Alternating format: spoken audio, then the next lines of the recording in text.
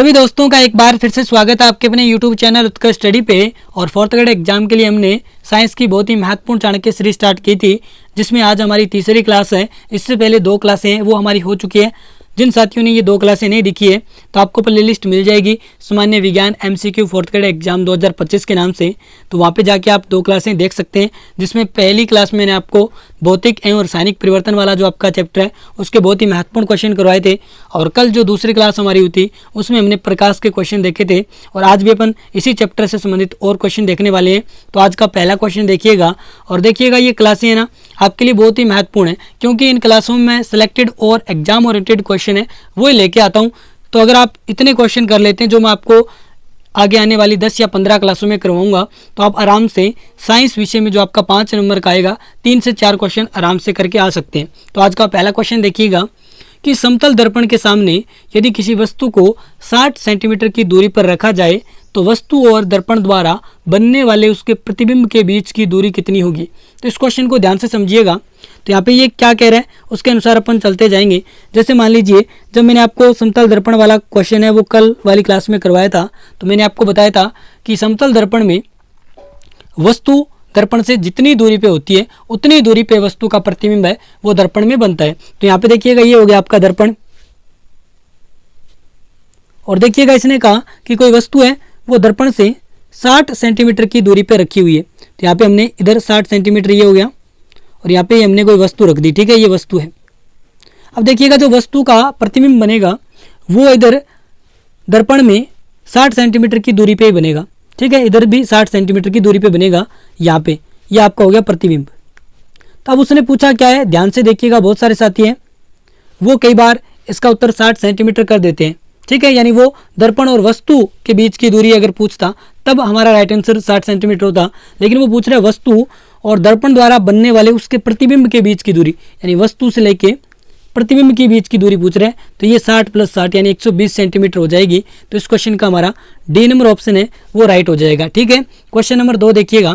यहाँ पे आपको एक सूची दी गई है जिसमें आकृति दे रखी है, दूसरी सूची दी है उसमें प्रकार दे रखे हैं, और आपको दोनों का मिलान करना है। अब देखिएगा इधर उत्तल दर्पण है, अवतल लेंस है, उत्तल लेंस है, अवतल दर्पण है। अब इनका साइन कैसे होता है। ठीक है, यानी अगर अपन उत्तल लेंस को दर्शाना चाह रहे हैं तो किस साइन के माध्यम से दर्शाएंगे, किस आकृति के माध्यम से दर्शाएंगे, वो आपसे पूछ रहे हैं। तो देखिएगा जो उत्तल लेंस होता है ना उसको अपन इस प्रकार दर्शाते हैं। ठीक है, और अवतल लेंस होते हैं ना उसको उल्टा दिखाते हैं।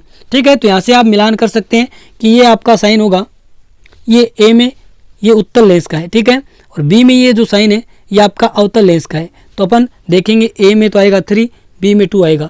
तो ए में 3 पहले में नहीं है, बी नंबर ऑप्शन में ए में 3 है, सी में नहीं है, डी ऑप्शन में है ए में 3।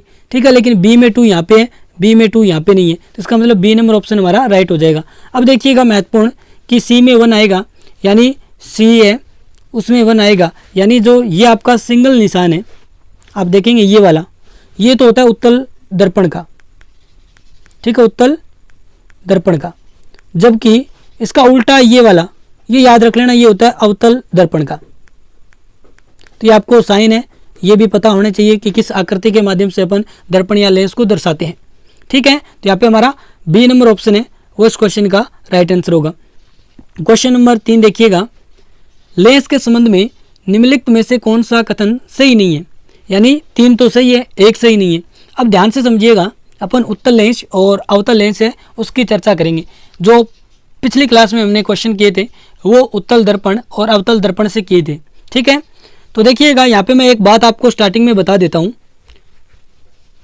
देखिएगा जो उत्तल दर्पण होता है और आपका होता है अवतल दर्पण, और इधर अपन बात करेंगे लेंसों की। तो देखिएगा जो उत्तल दर्पण है और इधर अवतल दर्पण है, तो याद रखिएगा अवतल दर्पण का सेम होता है उत्तल लेंस। ठीक है, और आपका जो उत्तल दर्पण है इसका सेम होता है अवतल लेंस। ठीक है, जो अवतल लेंस की विशेषताएं होंगी या जो हमने उत्तल दर्पण से संबंधित महत्वपूर्ण विशेषताएं पढ़ी थी वो सारी विशेषताएं हैं वो अवतल लेंस पे लागू होगी। या फिर जो अवतल दर्पण से संबंधित हमने पढ़ा था कि प्रतिबिंब कैसा बनता है, ठीक है, इसका आकार कैसा होता है वस्तु का, तो वो सेम उत्तल लेंस पे लागू होगा। जैसे मैं आपको एक उदाहरण देता हूं, और आपको याद होगा पिछली क्लास के बारे में कि हमने पढ़ा था कि जो उत्तल दर्पण है, ठीक है, उससे जो प्रतिबिंब बनता है वो आभासी बनता है और सीधा बनता है और वस्तु से छोटा बनता है। ठीक है, तो ये सेम विशेषता है ना उत्तल दर्पण वाली, ये अवतल लेंस पे लागू होगी। ठीक है, अब अवतल दर्पण में हमने पढ़ा था कि प्रतिबिंब वास्तविक बनता है, उल्टा बनता है। ठीक है, और इसके अलावा अलग अलग कंडीशनों पे वस्तु के बराबर भी बन सकते हैं, वस्तु से छोटा भी बन सकता है, वस्तु से बड़ा भी बन सकता है। तो ये जो अवतल दर्पण वाली विशेषताएं अभी मैंने बोली, ये उत्तल लेंस पे लागू होती है। ठीक है, तो आपको समझ में आ गया होगा। अब अपन क्वेश्चन पे चलते हैं। तो अब देखिएगा जो क्वेश्चन हमारा है वो क्या कह रहा है कि यहाँ पे कौन सा कथन सही नहीं है। तो पहला कथन देखिएगा कि एक उत्तल लेंस वास्तविक और आभासी दोनों प्रकार के प्रतिबिंब बना सकता है। तो देखिएगा हमने अवतल दर्पण के बारे में जो महत्वपूर्ण विशेषता पढ़ी थी, और मैंने आपको वो स्थिति दिखाई थी कि जब अपन अनंत पे रखते हैं, फोकस पे रखते हैं, वक्रता जो केंद्र है और अनंत उनके बीच रखते हैं, और जैसे जैसे अपन अवतल दर्पण के पास से ले जाते हैं तो प्रतिबिंब वास्तविक से आभासी हो जाता है। इसी प्रकार उत्तल लेंस में होता है कि इसमें वास्तविक भी बनता है, और जैसे जैसे उत्तल लेंस के करीब अपन वस्तु को ले जाएंगे तो वो आभासी भी बनता है, जो दर्पण के पीछे या लेंस के पीछे बनता है। ठीक है, तो ये पहला कथन बिल्कुल सत्य है। उसके बाद में देखिएगा कि एक अवतल लेंस वास्तविक और आभासी दोनों प्रकार के प्रतिबिंब बनाता है, ये गलत है। अभी मैंने आपको बताया कि अवतल लेंस की तुलना अपन उत्तल दर्पण से करते हैं, और उत्तल दर्पण से जो प्रतिबिंब बनता है वो आभासी बनता है, सीधा बनता है। ठीक है, वास्तविक कभी भी नहीं बनता। तो ये हमारा इसका राइट आंसर हो जाएगा बी नंबर ऑप्शन। लेकिन अन्य जो और ऑप्शन है वो देख लो, क्योंकि दोनों ही कथन ये सत्य हैं। ठीक है, इनमें क्या बात लिखी हुई है कि एक उत्तल लेंस वस्तु के आकार की तुलना में बराबर, बड़ा, छोटे आकार का प्रतिबिंब बना सकता है। बिल्कुल, यानी उत्तल लेंस और अवतल दर्पण ये दोनों ही कर सकते हैं। यानी जो वस्तु की तुलना में प्रतिबिंब है वो बराबर भी बन सकता है, बड़ा भी बन सकता है, छोटा भी बन सकते हैं। इसके अलावा देखिएगा डी नंबर जो कथन है कि एक अवतल लेंस हमेशा वस्तु के आकार की तुलना में छोटा प्रतिबिंब बनाता है। ठीक है, यानी हमने जो उत्तल दर्पण की विशेषताएं देखी थी वो ये अवतल लेंस पे लागू होती है। तो यहाँ पे हमारा ये भी सत्य है, तो जो असत्य है वो बी है। ठीक है, क्वेश्चन नंबर देखिएगा 4 कि लेंस के संबंध में निम्नलिखित में से कौन से या कौन सा कथन सही है। तो यहाँ पे देखेंगे आप कि एक उत्तल लेंस की क्षमता है वो धनात्मक संख्या के रूप में दर्शाई जाती है। दूसरा कथन, एक अवतल लेंस की क्षमता एक ऋणात्मक संख्या के रूप में दर्शाई जाती है। तो अब देखिएगा कोई भी लेंस की क्षमता है उसको अपन डायोप्टर में नापते हैं, ठीक है, या मापते हैं। तो देखिएगा जो उत्तल लेंस की क्षमता होती है उसको प्लस से नापते हैं, यानी उसको प्लस से दर्शाते हैं। ठीक है, जबकि अवतल लेंस की जो क्षमता होती है उसे माइनस से दर्शाते हैं। तो दोनों ही कथन है वो एकदम सत्य है। तो यहाँ पे हमारा ए नंबर ऑप्शन है वो राइट हो जाएगा। क्वेश्चन नंबर 5 देखिएगा, 5 में क्या कह रहे हैं कि अवतल लेंस द्वारा बना प्रतिबिंब होता है। अब देखिएगा मैंने आपको बताया था कि अवतल लेंस जब भी बात आए तो उत्तल दर्पण जैसा होता है, और उत्तल दर्पण के बारे में कल हमने पढ़ा था कि ये जो प्रतिबिंब बनाते हैं वो आभासी बनाता है, और आभासी के साथ हमेशा सीधा बनता है। तो यहाँ पे ऐसे भी आप काट सकते थे कि वास्तविक सीधा, वास्तविक के साथ हमेशा उल्टा ही बनता है। ठीक है, जैसे उल्टा वास्तविक, तो ये हो सकता है। सीधा प्रभासी लिख रखा है यहाँ पे। तो यहाँ पे देखिएगा सीधा आभासी और आकार में जो वस्तु होती है ना उससे छोटा बनता है। ठीक है, तो यहाँ पे ये हमारा डी नंबर ऑप्शन है वो इस क्वेश्चन का राइट आंसर हो जाएगा। क्वेश्चन नंबर 6 देखिएगा कि उत्तल लेंस को अन्य किस नाम से जाना जाता है। तो अब यहाँ पे ध्यान से देखिएगा, मैंने आपको अभी बताया कि जब हमने दर्पण के बारे में पढ़ा था तो हमने उत्तल दर्पण के बारे में पढ़ा था और अवतल दर्पण के बारे में पढ़ा था। ठीक है, और यहाँ पे आप देखेंगे मैंने अभी आपको बताया कि उत्तल दर्पण है वो अवतल लेंस के समान होता है। ठीक है, अवतल लेंस के समान होता है, और जो आपका अवतल दर्पण होता है वो उत्तल लेंस के समान होता है। और कल हमने पढ़ा था कि जो आपका उत्तल दर्पण होता है वो क्या होता है, अपसारी लेंस होता है। ठीक है, अपसारी लेंस होता है। तो आपका अवतल लेंस है वो भी अपसारी लेंस होगा। और हमने ये पढ़ा था कि अवतल दर्पण है वो क्या होता है, अभिसारी लेंस होता है। सॉरी, अवतल दर्पण है वो अभिसारी दर्पण होता है, और इसी प्रकार उत्तल लेंस है वो भी अभिसारी लेंस होगा। ठीक है, कई बार ये दर्पण लेंस है इसमें इधर उधर हो जाता है, यानी लेंस की जगह मैं दर्पण बोल देता हूँ, इसके लिए माफ़ी चाहूँगा, लेकिन अभी मैंने करेक्ट बोल दिया है। ठीक है, तो यहाँ पे देखिएगा उत्तल दर्पण और अवतल लेंस दोनों समान होते हैं, और इनको अपसारी लेंस और दर्पण के रूप में जाना जाता है। जबकि अवतल दर्पण और उत्तल लेंस सेम होते हैं, इनको अभिसारी दर्पण और अभिसारी लेंस के रूप में जाना जाता है। ठीक है, तो यहाँ पे सीधा सा हमारा राइट आंसर हो जाएगा कि उत्तल लेंस को अन्य किस नाम से जाना जाएगा, अभिसारी लेंस के नाम से जाना जाएगा। ठीक है, ए नंबर ऑप्शन राइट हो जाएगा। क्वेश्चन नंबर 7 देखिएगा कि मनुष्य की आंख में किस प्रकार का लेंस मौजूद होता है। तो देखिएगा जो मनुष्य की आंख होती है यानी हमारी आंख होती है उसमें उत्तल लेंस होता है, और देखिएगा जो ये उत्तल लेंस होता है ये डबल होता है, इसलिए इसको बोला जाता है उभयोतल लेंस। ठीक है, तो ए नंबर ऑप्शन हमारा राइट हो जाएगा। क्वेश्चन नंबर देखिएगा 8 कि लेंस की क्षमता का असाई मात्रक क्या है। तो मैंने ऊपर आपको बताया लेंस की जो क्षमता है उसको अपन डायोप्टर में मापते हैं, तो यहाँ पे ए नंबर ऑप्शन हमारा राइट हो जाएगा।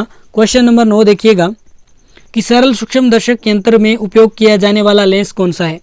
तो यहाँ पे देखिएगा जो माइक्रोस्कोप होता है उसमें कौन से लेंस का इस्तेमाल किया जाता है ये पूछ रहे हैं, तो याद रखिएगा उत्तल लेंस का इस्तेमाल किया जाता है, तो यहाँ पे हमारा बी नंबर ऑप्शन है वो राइट हो जाएगा। क्वेश्चन नंबर 10 देखिएगा कि माइक्रोस्कोप के लेंस निम्नलिखित प्रकार के होते हैं। तो अभी हमने बात की जो माइक्रोस्कोप है उसमें उत्तल लेंस का इस्तेमाल किया जाता है, और उत्तल लेंस का याद रख लेना अन्य नाम है वो उनतोदर लेंस है, इसके नाम से भी इसको जाना जाता है, तो ए नंबर ऑप्शन हमारा राइट हो जाएगा। और इसके अलावा हमने अभी ऊपर पढ़ा कि उत्तल लेंस को अभिसारी लेंस है इसके नाम से भी जाना जाता है, तो उत्तल लेंस के अन्य नाम याद रखिएगा अभिसारी लेंस और उनतोदर लेंस। ठीक है, तो यहाँ पे नेक्स्ट क्वेश्चन देखिएगा कि दृष्टि दोष निवारण में किसका उपयोग किया जाता है। तो आप सभी को पता है यानी अलग अलग जो दृष्टि दोष होते हैं जैसे निकट दृष्टि दोष है, दूर दृष्टि दोष है, इनको दूर करने के लिए अपन अलग अलग लेंसों का इस्तेमाल करते हैं, तो यहाँ पे हमारा ए नंबर ऑप्शन है वो राइट हो जाएगा। क्वेश्चन नंबर 12 देखिएगा कि निकट दृष्टि दोष जिसे मायोपिया बोला जाता है और दूर दृष्टि दोष जिसे हाइपरमेट्रोपिया बोला जाता है को ठीक किया जा सकता है क्रमशः किन लेंसों के माध्यम से। तो यहाँ पे देखिएगा जो मेरा तरीका है याद करने का वो क्या रहता है कि इसमें देखो दूर है ये छोटा नाम है, जबकि निकट है वो बड़ा नाम है। इसी प्रकार आप देखेंगे उत्तल लेंस ये छोटा नाम है, अवतल लेंस ये बड़ा नाम है, तो इस प्रकार याद कर सकते हैं। यानी निकट दृष्टि दोष में अपन अवतल लेंस का इस्तेमाल करेंगे और जो दूर दृष्टि दोष है इसमें अपन उत्तल लेंस का इस्तेमाल करेंगे। ठीक है, तो यानी सी नंबर ऑप्शन हमारा राइट हो जाएगा। क्वेश्चन नंबर देखिएगा 13 एक मायोपिक निकट दृष्टि वाली आंख के लिए सही नहीं है। तो यहाँ पे देखिएगा एक बात समझिएगा, यहाँ पे एक तो होता है निकट दृष्टि दोष, ठीक है, और एक होता है दूर दृष्टि दोष। अब देखिएगा जब आप पढ़ेंगे निकट दृष्टि दोष तो आप मतलब इसका निकालेंगे कि निकट दृष्टि दोष है यानी निकट की वस्तु साफ दिखाई नहीं देती, लेकिन होता इसका उल्टा है। यानी निकट दृष्टि दोष है तो निकट की वस्तु है, निकट की वस्तु वो साफ दिखाई देगी, ठीक है, साफ दिखाई देगी और दूर की नहीं देगी। ठीक है, और देखिएगा दूरदृष्टि का मतलब होगा, अब आप दूरदृष्टि का पहले तौर पे मतलब निकालेंगे कि दूरदृष्टि दोष यानी दूर की वस्तु दिखाई नहीं दे रही है, इसका मतलब ये नहीं है, इसका मतलब ये है कि दूर की वस्तु है वो साफ दिखाई दे रही है, साफ दिखाई देगी लेकिन निकट की नहीं देगी, निकट की नहीं देगी दिखाई। ठीक है, तो दोनों मतलब आप समझ चुके होंगे। अब अपन क्वेश्चन पे आते हैं, निकट दृष्टि दोष के बारे में क्वेश्चन है, इसका मतलब निकट की वस्तु साफ दिखाई देगी। तो यहाँ पे पहला कथन देखिएगा, उसने कहा है ये पास की वस्तुओं को साफ देख सकती है, तो बिल्कुल ठीक है, यानी पहला कथन बिल्कुल सत्य है। दूसरा कथन ये दूर की वस्तुओं को स्पष्टतः देख नहीं सकती, तो ये भी सत्य है, यानी निकट दृष्टि दोष में निकट की वस्तुएं देख सकती है लेकिन दूर की वस्तुएं नहीं देख सकती, तो दोनों बातें सही है। दूर की वस्तु का प्रतिबिंब रेटिना के सामने बनता है परंतु रेटिना पर नहीं, तो याद रख लेना जो निकट दृष्टि दोष होगा उसमें प्रतिबिंब है वो हमेशा रेटिना के सामने यानी रेटिना के आगे बनेगा। ठीक है, तो ये भी सत्य है, यानी हमारा डी नंबर जो कथन है वो गलत है। किस प्रकार की आंख का दोष उत्तल लेंस की सहायता से ही दूर किया जा सकता है। तो देखिएगा मायोपिक यानी निकट दृष्टि दोष है, तो निकट और दूर, निकट बड़ा नाम है यानी अवतल लेंस का इस्तेमाल होगा। तो यहाँ पे हमारा डी नंबर ऑप्शन है वो सही नहीं है, तो ये हमारा राइट आंसर हो जाएगा। क्वेश्चन नंबर 14 देखिएगा, थोड़ी मिस्टेक हो चुकी है यहाँ पे नंबरिंग में, कोई बात नहीं है, कि दूरदृष्टि दोष में वस्तु का जो प्रतिबिंब है वो कहाँ पे बनता है। अब देखिएगा मैंने आपको बताया कि निकट दृष्टि दोष है, निकट दृष्टि दोष, इसमें रेटिना के सामने या रेटिना के आगे बनता है, रेटिना के आगे बनता है। तो इसका उल्टा हो जाएगा दूरदृष्टि दोष में। दूरदृष्टि दोष में क्या होगा, रेटिना के पीछे बनेगा, के पीछे। तो यहाँ पे देखो नेत्र रेटिना के पीछे बनेगा, ए नंबर ऑप्शन है वो हमारा यहाँ पे राइट हो जाएगा। क्वेश्चन नंबर देखिएगा 16 कि प्लस लेंसों का उपयोग किस नेत्र रोग में किया जाता है। प्लस लेंस यानी लेंस की क्षमता के माध्यम से आपको बताया, तो प्लस लेंस किसकी क्षमता होती है, उत्तल लेंस की, और उत्तल लेंस का इस्तेमाल अपन करते हैं दूरदृष्टि में। ठीक है, तो यहाँ पे हमारा सी नंबर ऑप्शन है वो राइट हो जाएगा कि उत्तल लेंस या प्लस लेंसों का उपयोग दूरदृष्टि जो नेत्र रोग है इसको दूर करने के लिए किया जाता है। क्वेश्चन नंबर 17 देखिएगा कि एक 14 वर्ष का विद्यार्थी श्याम पटल पर लिखे हुए प्रश्नों को 5 मीटर की दूरी से साफ नहीं पढ़ पाता है। विद्यार्थी किस नेत्र दोष से पीड़ित है और इसे दूर करने के लिए कौन सा लेंस उपयोग करना होगा। तो अब यहाँ पे देखिएगा, पहली बात आप सभी को ये पता है कि अगर उस बच्चे को निकट दृष्टि दोष है तो अपन अवतल लेंस का इस्तेमाल करेंगे। ठीक है, तो यहाँ पे ये पहला ऑप्शन हो सकता है। दूसरी बात, निकट दृष्टि दोष उसको है और अपन उत्तल लेंस का इस्तेमाल करेंगे दूर करने के लिए, नहीं, निकट दृष्टि दोष के लिए हमेशा अवतल लेंस होगा। ठीक है, इसी प्रकार आप देखेंगे इसका मतलब ए नंबर ऑप्शन हो सकता है, बी तो हो ही नहीं सकता। अब देखिएगा तीसरी कंडीशन ये बन सकती है कि उसको दूरदृष्टि दोष है, और दूरदृष्टि दोष होता है तो अपन उत्तल लेंस का इस्तेमाल करते हैं, ना कि अवतल लेंस का, तो ये भी नहीं होगा। इसका मतलब ये दूरदृष्टि दोष अगर उसको है तो अपन उत्तल लेंस का इस्तेमाल कर सकते हैं। तो या तो ए हो सकता है या डी हो सकता है। ठीक है, ये बी और सी नहीं हो सकता। अब अपन बात पढ़ते हैं। अब देखिएगा 5 मीटर की दूरी से साफ नहीं देख पाता है, यानी साफ पढ़ नहीं पाता है। तो 5 मीटर की दूरी बहुत ही नज़दीक होती है, यानी उसको निकट की वस्तु है वो साफ नहीं दिख रही है, और अपन को उसको क्या करना है, निकट की वस्तु है वो साफ दिखानी है। तो निकट की वस्तु साफ दिखानी है तो इसका मतलब निकट दृष्टि दोष उसको है, यानी निकट की वस्तु साफ दिखती है। निकट दृष्टि दोष में अपन जब अवतल लेंस का इस्तेमाल करते हैं तो उसको क्या होती है, वस्तु साफ दिखती है। देखिएगा अपन ने पढ़ा था निकट दृष्टि दोष क्या होती है कि निकट दृष्टि दोष में निकट की वस्तुएं साफ दिखती है। साफ कब दिखती है, जब अपन अवतल लेंस का इस्तेमाल करते हैं। तो अब उस बच्चे को साफ नहीं दिख रही है, लेकिन जब अपन अवतल लेंस का इस्तेमाल करेंगे तो उसको साफ दिखेगी। तो यहाँ पे हमारा ए नंबर ऑप्शन है वो इस क्वेश्चन का राइट आंसर होगा।